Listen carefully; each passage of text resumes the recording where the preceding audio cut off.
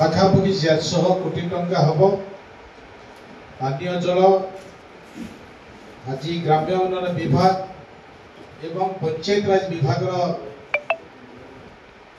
450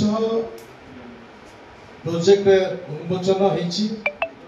तो यारी भितर मु जहा लक्ष्य करुली जे कि जो विकास हेबा कथा विकास अपहंचरे नुआपड़ा जिला अच्छी बोली मु हृदबोध करिछि।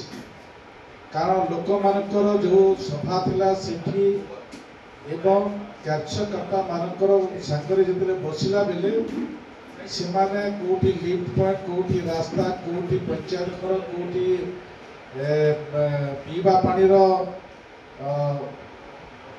समस्या कोठी जंगल समस्या ए प्रकार अनेक गुड़े विषय पाखापाखि 100 ରୁ 150 दरखास्त मो पाखक आसी।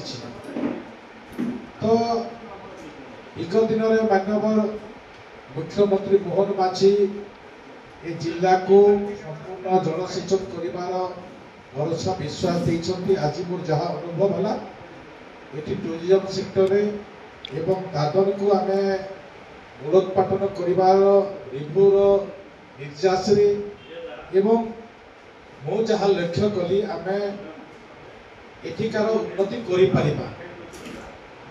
ए परिप्रेक्षी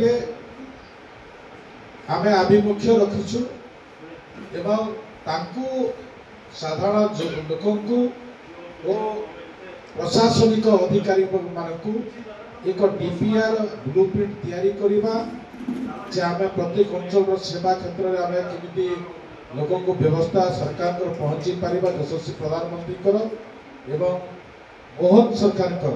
तो से दृष्टि नहीं आम आज बीरोमाल गोटा नुआपड़ा बयसर 3 पंचायत 60 ରୁ 70 जो माने रिटायर्ड करिसंती शिक्षक एवं बुद्धिजीवी समाजसेवी माने आज भारतीय जनता पार्टी रे भी योगदान करिसंती। तत्सहित जो मु कहूली जे एठी विभिन्न प्रकल्पर उन्नति करने से दरखास्त देती। आगामी दिन में आम नुआपड़ा जिला को एक अग्रणी जिला भाव रखू आ सबुठ बड़ अग्रणी व्यवस्था आम दादन मुक्त करने आम चिंता करूँ। दादन मुक्त जिला भाव आम आगामी दिन में परिगणित कर।